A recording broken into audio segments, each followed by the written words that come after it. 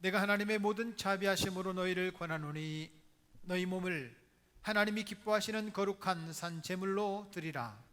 이는 너희가 드릴 영적 예배니라. 하나님은 영이시니 예배하는 자가 영과 진리로 예배해야 할지니라. 아멘.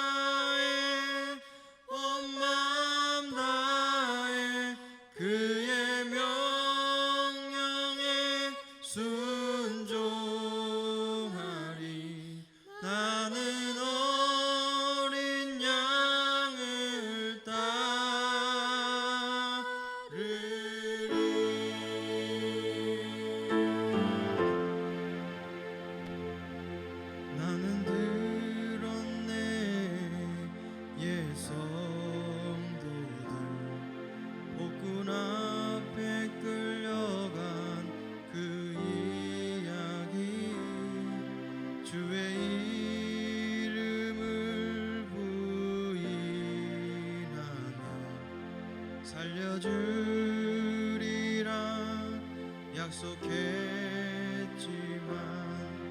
모든 성도 죽음 택했네. 오 하나님 아들 부인치 않고 지금도 그들 목소리 천사 노래처럼 나 들을 수 있네. 나는 어린 양을 따르리.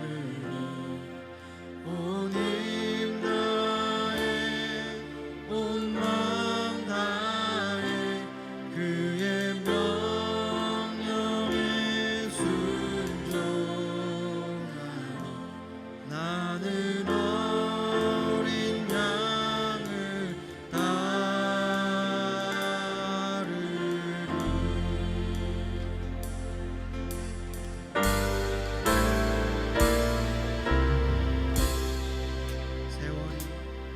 세월이 흐른 지금 이 순간 주를 향한 믿음 변찮네. 이제 주 위에 세상 버리고 십자가 지고 나가야 하리. 우리 위에 십자가 지신 그분을 위해 살아야 하리. 마지막 나팔 울릴 때까지 참으며 담대히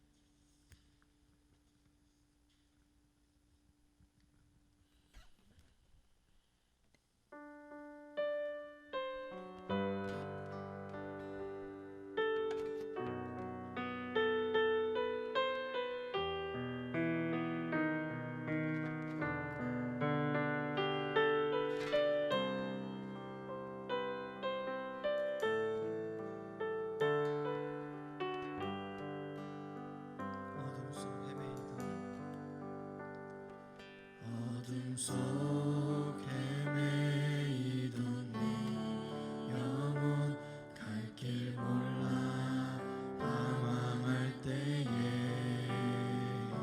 주의 십자가 영광의 그 빛이 나를 향해 비추어 주셨네.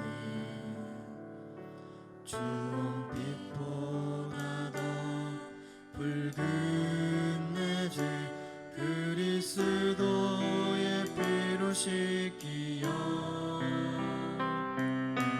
완전한 사랑 주님의 은혜로 새 생명 주께 얻었네. 은혜 아니면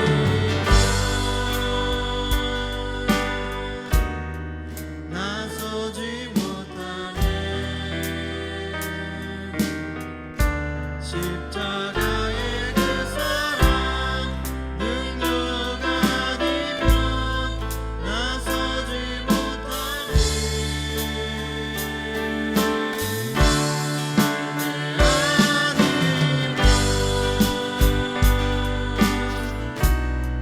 나서지 못하네. 놀라운 사랑 그 은혜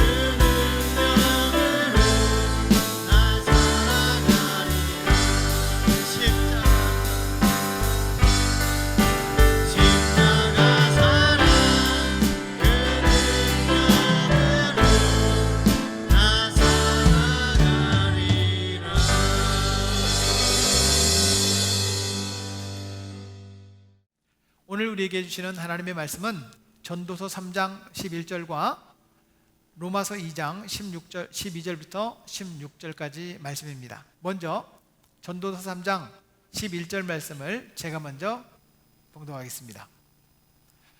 하나님이 모든 것을 지으시되 때를 따라 아름답게 하셨고 또 사람들에게는 영원을 사모하는 마음을 주셨느니라. 그러나 하나님이 하시는 일에 시종을 사람으로 측량할 수 없게 하셨도다. 로마서 2장 12절 여러분 읽어주시기 바랍니다. 내가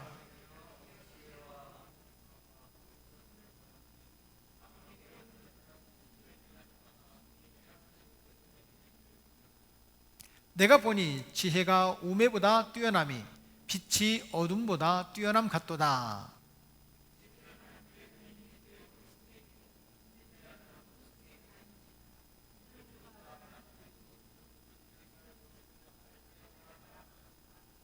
내가 내 마음속으로 이르기를 우매자가 당한 것을 나도 당하리니 내게 지혜가 있었다 한들 내게 무슨 유익이 있으리요 하였도다. 이에 내가 내 마음속으로 이르기를 이것도 헛되도다 하였도다. 지혜자도 우매자와 함께 영원하도록 기억함을 얻지 못하나니 후일에는 모두 다 잊어버린 지 오래일 것임이라. 오호라 지혜자의 죽음이 우매자의 죽음과 일반이로다. 아멘. 오늘 말씀의 제목은 하나님의 계획이라는 말입니다. 따라서 한번 말씀해 주시기 바랍니다. 하나님의 계획. 심리학자 엠실러라는 사람은 하나의 연구를 시도했습니다. 대학 캠퍼스에서 전화를 해야 되는데 동전이 없기 때문에 동전을 좀 줄 수 있느냐 실험을 한 거예요. 그래서 사람들에게 동전을 빌리는 거예요. 연구는 두 가지였습니다. 하나는 비슷하게 생긴 사람과 전혀 다른 스타일의 사람이에요. 자기와 비슷한 유형의 사람들에게 동전을 달라 했을 때는 3분의 2 이상이 동전을 주더라는 거예요. 근데 자기하고 전혀 다르게 생긴 사람한테 동전을 달라고 했을 때는 거의 돈을 주지 않더라는 거예요. 그래서 이 MC 일러라고 하는 심리학자는 이런 이야기를 발표합니다. 유사성의 원리. 비슷한 사람에게는 같은 공감을 가지게 되더라는 거예요. 그래서 연구하기 시작했습니다. 미국의 사회가 다민족의 사회고 다양한 민족들이 함께 모여 사는 그런 나라잖아요. 그래서 어떤 사람들이 함께 만나서 결혼을 하고 어떻게 부부를 이루고 사는가라고 하는 것을 연구하기 시작했습니다. 그런데 94% 이상이 비슷한 모양의 사람들, 같은 인종의 사람들, 키나 지식이나 종교나 다양한 성향의 사람들이 함께 만나서 살아가더라는 거예요. 다시 말하면 비슷비슷한 사람들끼리 모여 살더라는 거예요. 이것이 하나님의 계획입니다. 비슷한 사람을 좋아하는 거예요. 옆 사람 보세요. 비슷해 보여요? 비슷해 보여요? 그런 사람 좋아하는 거예요. 전혀 다른 사람을 좋아하는 것이 아니라 비슷해지는 거예요. 어쩌면 여러분 결혼한 사람들의 부부를 보면 이상하게 많이 닮았다 이런 말을 많이 쓰게 됩니다. 가만히 보면 비슷한 사람이 만나는 경우도 있지만 만나면 또 비슷해지는 거예요. 이런 원리를 유사성의 원리다라고 표현을 합니다. 사랑하는 여러분, 그러면 왜 사람들은 유사성, 비슷한 사람들을 좋아하게 될까요? 이것이 하나님의 계획이라는 거예요. 우리는 내 마음대로 살기를 원합니다. 내 생각대로 살기를 원합니다. 그런데 같은 지역, 같은 인종, 같은 가치, 같은 취미, 같은 공간 안에서 사람들이 살아가는 거예요. 이것이 하나님의 원리라는 거예요. 여러분들은 주변에 친한 친구가 몇 사람이나 되십니까? 한 사람? 두 사람? 한 10사람? 나하고 친한 사람을 한번 보세요. 나하고 대화가 잘 통해요? 안 통해요? 통합니다. 나하고 친한 사람은 생김새도 비슷하게 생겼어요. 좋아하는 음식도 비슷해요. 내가 무슨 말을 하면 수용을 해줘요. 또 그분이 말을 하면 내가 또 수용할 수 있어요. 그래서 친구가 되는 거거든요. 사람들은 일부러 비슷비슷한 사람끼리 모이는 성향이 있습니다. 이걸 가리켜서 유유상종이다, 그렇게 말을 하죠. 그렇다면 왜 사람들은 자기와 비슷한 사람들을 좋아하게 될까요? 세 가지의 이유가 있다고 합니다. 첫째는 누군가 우리와 비슷하게 되면 내가 옳구나, 이거를 증명하는 증거가 된다는 거예요. 그래서 사람들은 나하고 비슷한 사람들이 나와 함께 있는 것을 기분 좋은 일로 생각한다는 거예요. 두 번째는 비슷한 태도나 취향을 가진 사람들의 행동을 예측할 수 있어요. 비슷한 사람들은 우리 형제는 이렇게 살 거야, 우리 자매님은 이런 말을 할 거야, 예측을 할 수 있어요. 그래서 스트레스가 덜 되는 거예요. 그래서 사람들은 비슷한 스타일의 사람들을 좋아하게 된다는 거죠. 세 번째는 자기와 비슷한 사람을 싫어하는 것은 곧 나를 싫어하는 거예요. 그러니까 비슷한 사람을 좋아한다는 것은 자기를 좋아하는 것과 비슷한 생각을 갖고 있게 된다는 거죠. 그러므로 우리와 비슷한 사람들을 좋아하게 된다라고 말을 합니다. 사람들은 누군가는 좋아하고 누군가는 피하고 싶습니다. 그런데 왜요? 물어보면 설명을 잘 못해요. 그냥 좋은 거야. 그냥 안 만나고 싶어 라고 표현을 합니다. 왠가 봤더니 누군가에게는 호감을 느끼고 누군가는 비호감을 느끼는 거예요. 호감을 느끼는 사람들에게는 서로 통하는 게 있다는 거죠. 공감하는 게 있는 거예요. 미국에 루즈벨트 대통령이라는 대통령이 있었습니다. 이 루즈벨트 대통령을 만나고 나면 사람들은 자기가 존중을 받았다라는 느낌을 가지고 돌아간다는 거예요. 왜 그런가 봤더니 루즈벨트 대통령은 누군가와 약속을 하면 그 약속한 사람에 대해서 취미가 뭔지, 무슨 음식을 좋아하는지, 그 사람은 무슨 운동을 좋아하는지 연구를 해가지고 그 사람에게 공감을 해주더라는 거예요. 그러니까 대통령이라고 하는 사람이 나에게 공감을 해주니까 대화를 한 사람마다 내가 존중을 받았다라는 느낌을 가지고 돌아간다는 거죠. 사랑하는 여러분, 주변에 있는 사람들에게 내가 먼저 공감해 주시기를 축복합니다. 맞습니다. 하나님께서 우리에게 그런 공감 능력을 주셨다는 거예요. 어쩌면 나하고 다른 유형의 사람들하고 공감을 안 하고 싶은 거예요. 나와 다른 유형의 사람이라도 내가 공감을 해준다면 쉽게 뭐가 돼요? 친구가 될 수 있습니다. 이것이 하나님께서 우리에게 주신 마음이에요.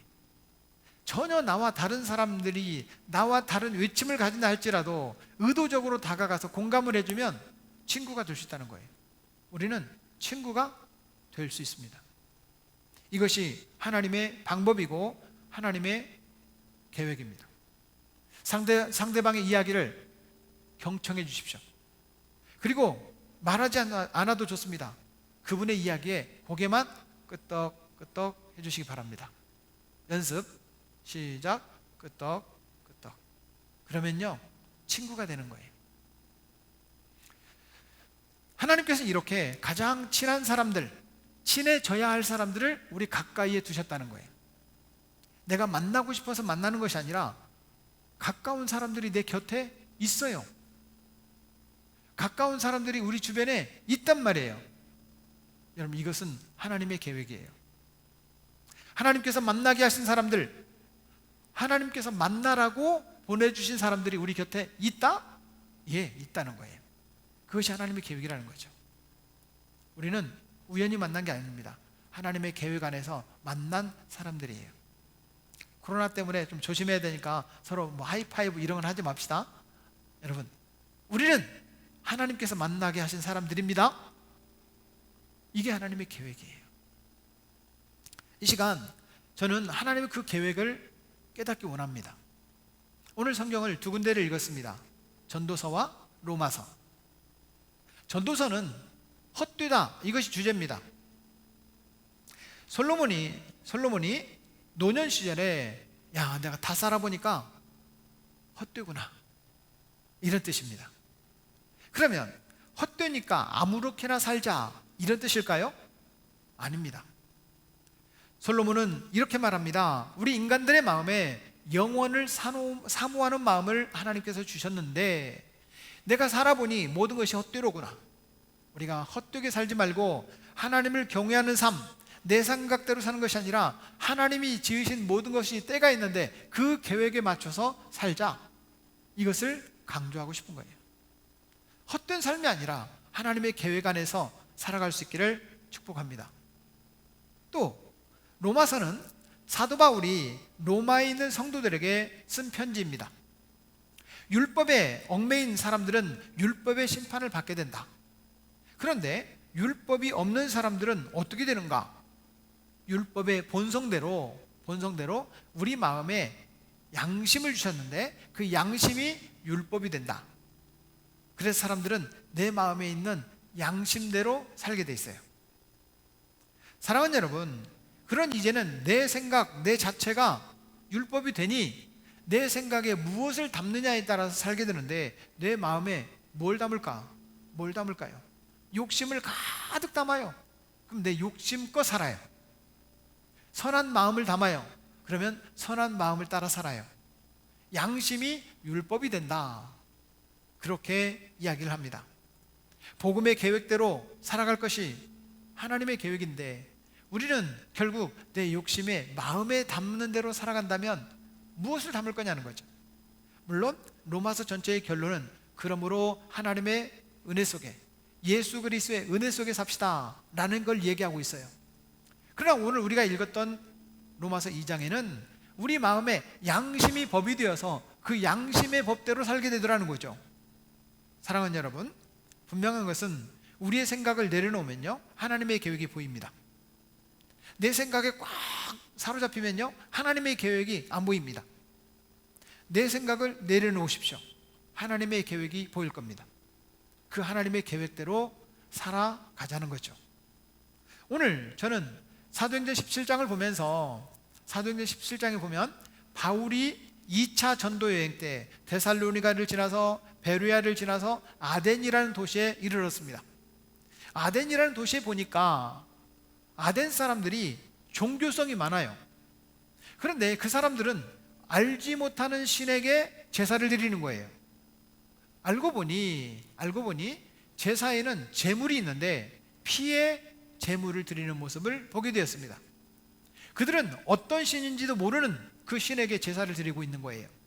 이때 바울은 아덴 사람들에게 이렇게 말을 합니다. 사도행전 17장에 보면 너희가 위하는 것들을 보다가 알지 못하는 신에게라고 새긴 단도 보았다. 알지 못하는 신에게 드리는 그 제물이 바로 예수 그리스도시다. 이것을 이야기하고 있습니다. 사랑하는 여러분, 아덴 사람들은 이미 예수 그리스도를 알지 못하는데도 불구하고 그들이 드리는 제사와 그들이 드리는 제물이 바로 예수 그리스도의 복음과 같았다는 거예요. 이걸 전문적인 용어로 데자뷰라고 그래요. 데자뷰. 하나님께서 그들에게 가르쳐주고 싶은 것을 이미 그들은 알고 있었어요. 근데 이게 예수님인 것은 몰랐다는 거죠. 맞습니다. 하나님의 계획은 분명히 우리 안에 보여져 있습니다. 특별히 우리가 전혀 알지 못하는 어떤 사람들을 사랑하라는 것이 아니라 우리에게 붙여준 사람부터 사랑해야 된다. 이것이 하나님의 계획이에요. 아내를 사랑하고 남편을 사랑하지 못하면서 누군가에게 사랑한다. 이거 거짓말이라는 거예요. 우리 자녀들을 아끼지 못하면서 남의 자녀들을 사랑한다. 이거 거짓말이라는 거예요. 우리 믿음의 공동체 안에서 사랑하는 사람들이 함께 사랑해야 되는데 사랑하지 못하면서 누군가를 사랑한다. 이거 거짓말이라는 거예요. 하나님의 계획은 하나님께서 허락하신 사람들을 먼저 사랑하는 것이 우선입니다. 우리는 날씨가 좋아지면 또 더워지면 코로나가 물러갈 것이다 라고 생각을 했습니다. 습도가 많아지면 코로나는 점점점 사라지게 되고 없어지게 될 것이다 라고 예측을 했습니다. 그런데 요즘 시대가 차를 타고 하루에도 부산 갔다가 서울 갔다가 이런 시대예요. 그러다 보니까 우리가 예측 불허한 확진자들의 동선을 우리가 점검이 안 되는 거예요. 지나고 난 뒤에 파악을 합니다. 지나고 난 뒤에 군산 사람이 이 영등동 설빙에 30분 들렀다 갔어요. 밤에. 그래서 지금 난리가 났어요. 익산에 확진자는 없습니다. 그런데 지나간 거예요. 그래서 설빙 전체를 소독을 하고 방역을 하고 그 시간에 거기에 지나갔던 사람들 30분 안에 동선이 중복되는 사람들 다 익산보건소에서 점검하세요. 문자가 왔어요. 여러분도 받으셨죠? 여러분 두려워할 필요는 없지만 조심할 필요는 있습니다. 여러분 우리가 두려워 떨면서 이 익산에도 확진자가 지나갔어? 나도 걸릴지도 몰라. 저는 그 옆으로 차 타고 지나갔는데 어떡하지? 보건소에 가봐야 되나? 대신 저는 창문을 안 열고 지나갔습니다. 감사하죠? 설빙 옆으로.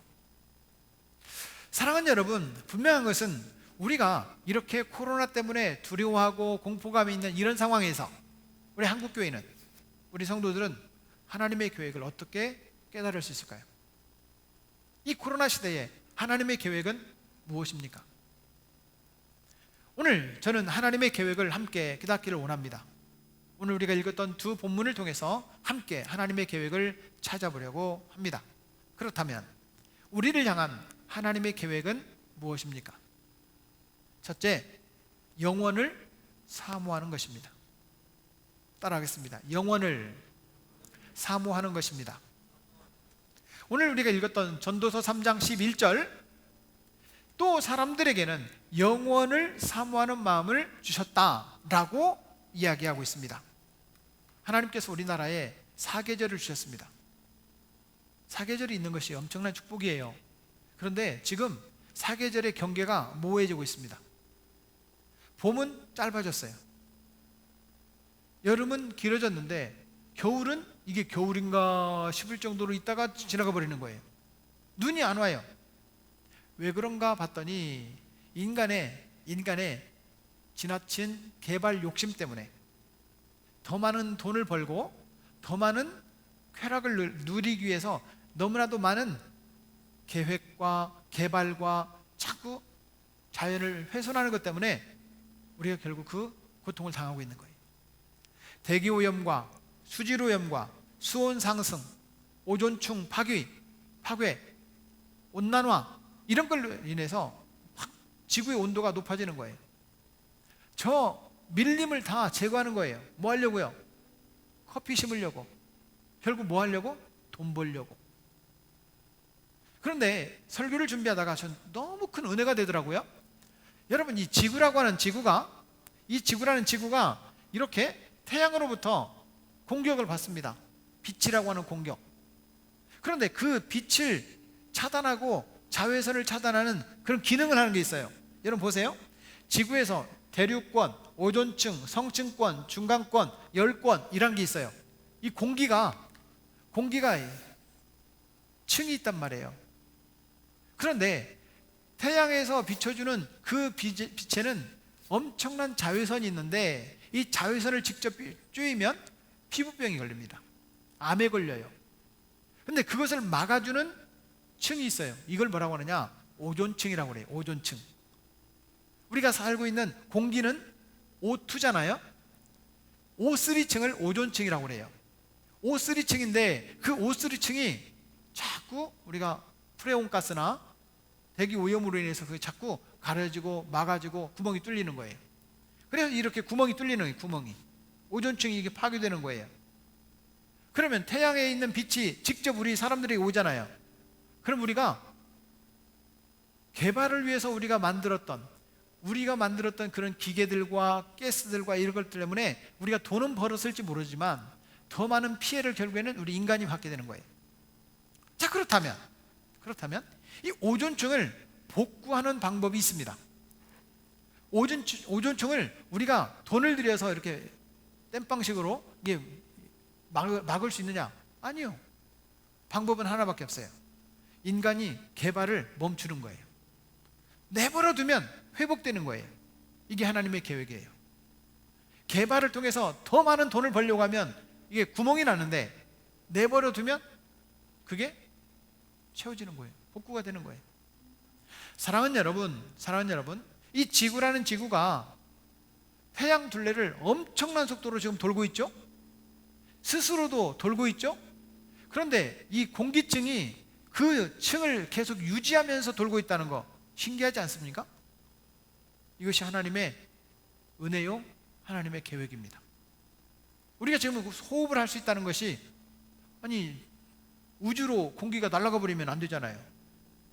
무슨 벽돌 건물도 아니고 이 공기가 기체인데 하늘로 날아가 버리면 숨을 못 쉬는 거 아니에요. 그런데 그 엄청난 속도로 태양 주위를 돌면서도 그 공기가 유지되고 있다는 거예요. 엄청난 하나님의 계획 안에 우리가 살고 있습니다. 사랑하는 여러분, 분명한 것은 인간이 사모할 것은 끝없는 쾌락이 아니라 하나님의 계획 안에서 사는 것이다 라는 것입니다. 바로 솔로몬은 그것을 우리에게 이렇게 표현하고 있습니다. 영원을 사모하는 마음. 따라하겠습니다. 영원을 사모하는 마음. 솔로몬만큼 영광을 누려본 사람은 드뭅니다. 지금 이 세계에서 세계적인 부를 누리고 권세를 누리고 하는 사람들은 많지 않습니다. 돈이 있는 사람은 권력이 없고 권력이 있는 사람은 돈이 없어요. 그런데 솔로몬은 부와 재물과 권력과 쾌락을 다 누린 사람이에요. 그 솔로몬이 오늘 전도서 3장에서 뭐라고 시작하고 있느냐, 2절 말씀에 보면 이렇게 시작하고 있습니다. 날 때가 있고 죽을 때가 있으며 심을 때가 있고 심은 것을 뽑을 때가 있다. 때가 있다는 거예요. 그런데 모든 것이 때가 있는데 그러면 우리 인간의 마지막이 어떻게 되느냐라고 하는 것을 얘기하면서 전도서 3장에 이렇게 정리하고 있습니다. 우리 같이 한번 읽어보길 원합니다. 전도서 3장 20절 제가 먼저 읽을게요. 다 흙으로 말미암았으므로 다 흙으로 돌아가나니 다 한 곳으로 가거니와 인생의 호는 시작 위로 올라가고 짐승의 호는 아래로 곧 땅으로 내려가는 것인 줄을 누가 알랴. 우리 인간은 두 구분이 되어 있는데 영혼은 하나님께로 와서 하나님께로 가고 육체는 흙으로 가는데 짐승의 혼은 하나님께로부터 온 것이 아니기 때문에 땅으로 간다, 이렇게 구분하고 있어요. 결국 우리 인간은 분리가 될 겁니다. 그게 죽음이에요. 영혼은 하나님께로 간다, 육체는 흙으로 간다. 우리는 어떻게 살아야 되느냐? 영혼을 사모하면서 살자. 이것이 솔로몬이 다 누려보고 우리 가르쳐주는 겁니다. 솔로몬은 헛되다 라고 말합니다. 그래도 우리는 이렇게 생각할 수 있습니다. 목사님, 나도 다 누려보고 헛되다, 그러니 나중에 솔로몬처럼 영혼을 사모하면서 살자고 말할 겁니다. 아닙니다. 어리석은 겁니다. 저와 여러분들의 삶이 영혼을 사모하는 삶이 되기를 주의 이름으로 축복합니다. 이것이 하나님의 계획이에요. 두 번째는 마음에 새긴 법을 점검하라고 말합니다. 우리가 읽었던 로마서 2장에 보면 이렇게 말씀하고 있어요. 그 양심이 증거가 된다, 양심이 증거가 된다라고 사도 바울은 가르쳐주고 있습니다. 여러분, 우리 마음속에 뭔가를 채웁니다. 우리 마음에, 우리 위에는 음식을 채우겠지만 우리 마음에는 뭘 채워요? 좋은 것을 채워야 되는데 욕심 덩어리를 채웁니다. 그러면요, 욕심에 근거한 행동을 하게 돼 있어요. 선한 마음을 채우면요, 선한 행동을 하게 돼 있어요. 우리 마음속에 무엇을 채우느냐라고 하는 것입니다. 결국 사람의 마음에 무엇을 채우느냐에 따라서 행동하게 되어 있습니다. 예수님을 알지 못하는 시대의 사람들, 복음을 전혀 알지 못하는 사람들의 그 시대가 있었습니다. 그런데 그 사람들은 과연 천국 갈까요? 지옥 갈까요?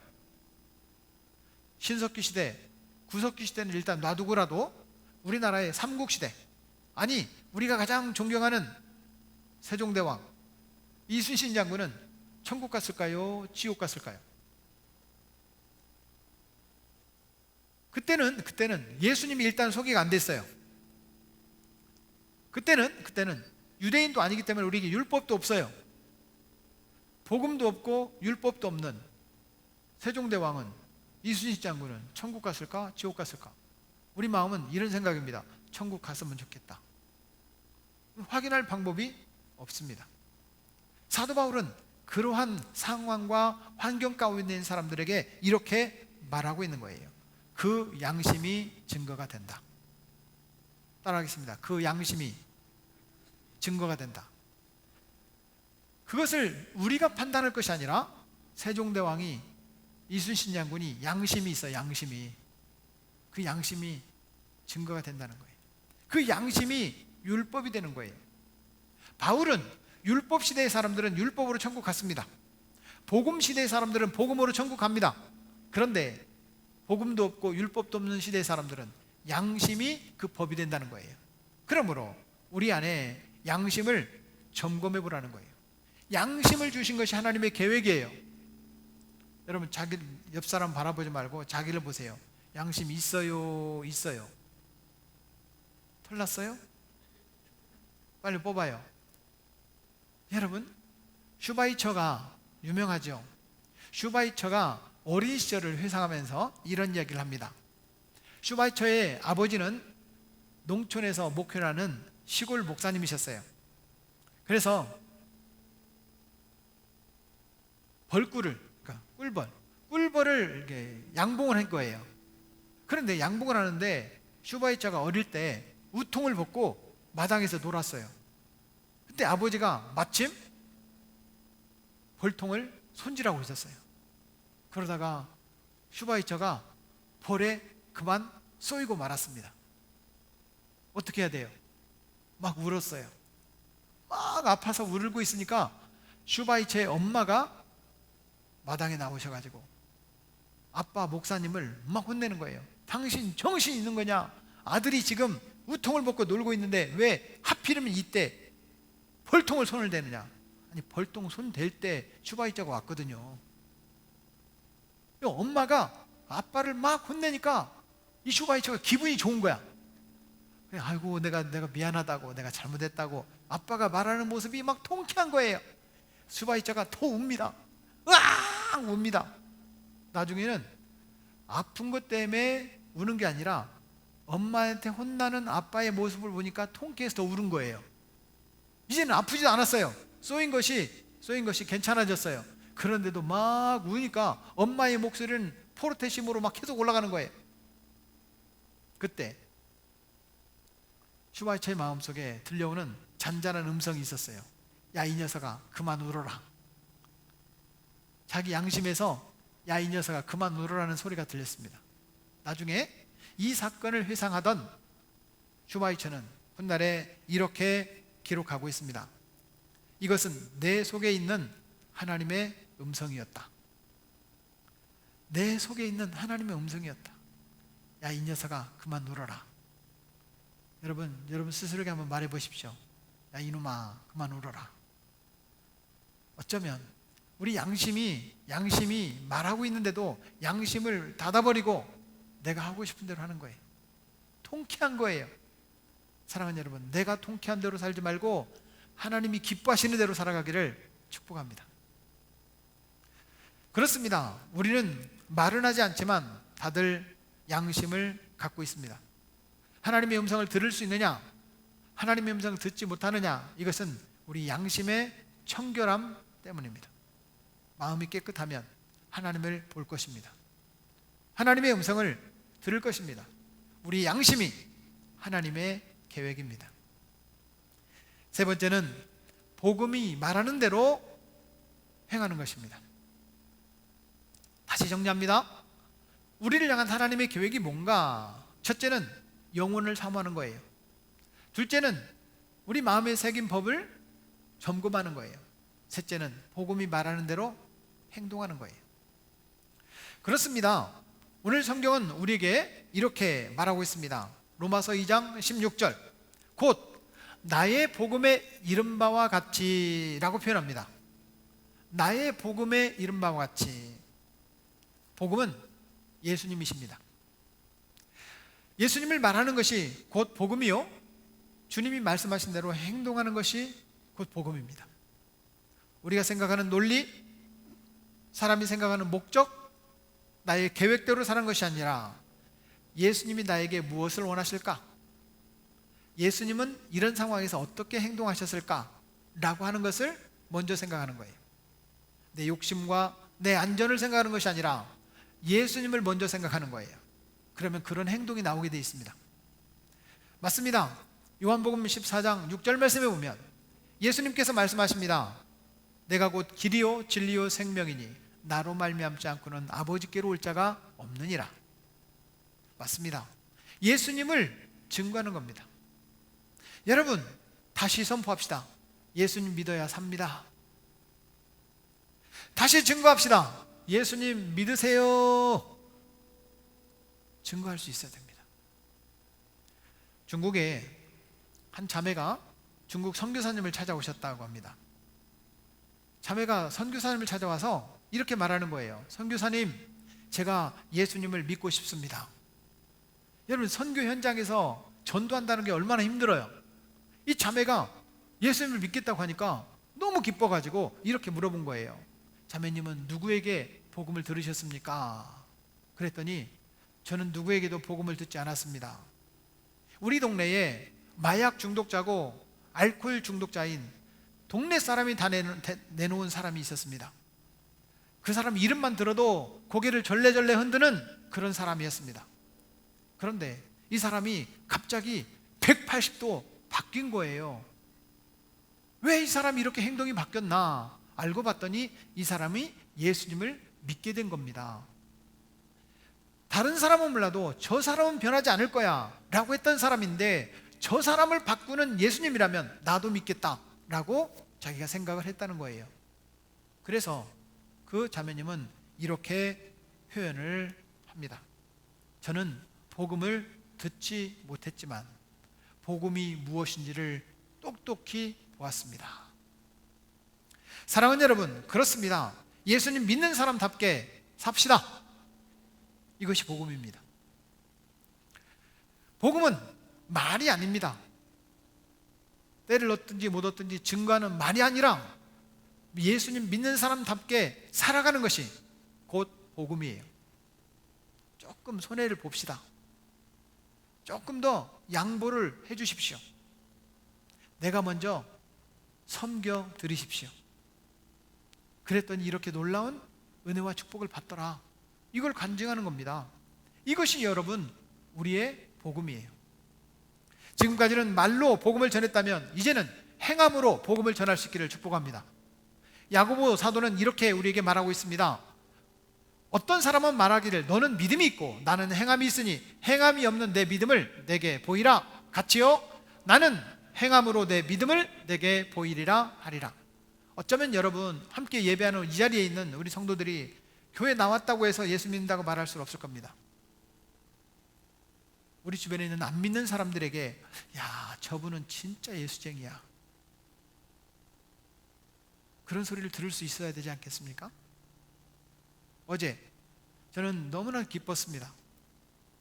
우리 교회 나오는 고3짜리 학생이 원광고등학교를 다녀요.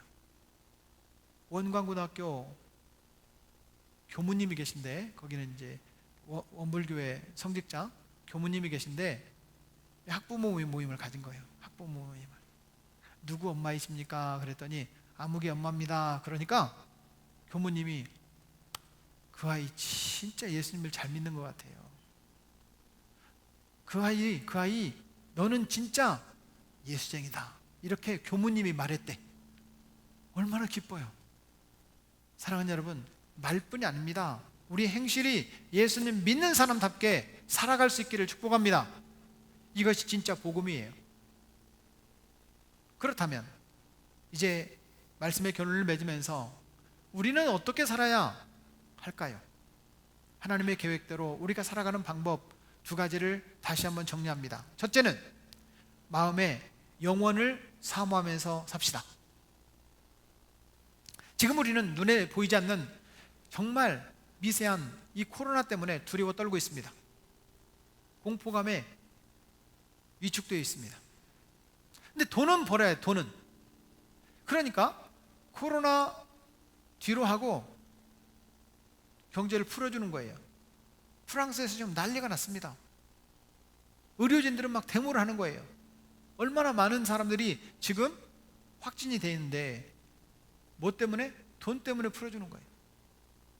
러시아는 하루에 7,500명씩 확진자가 나온다고 합니다.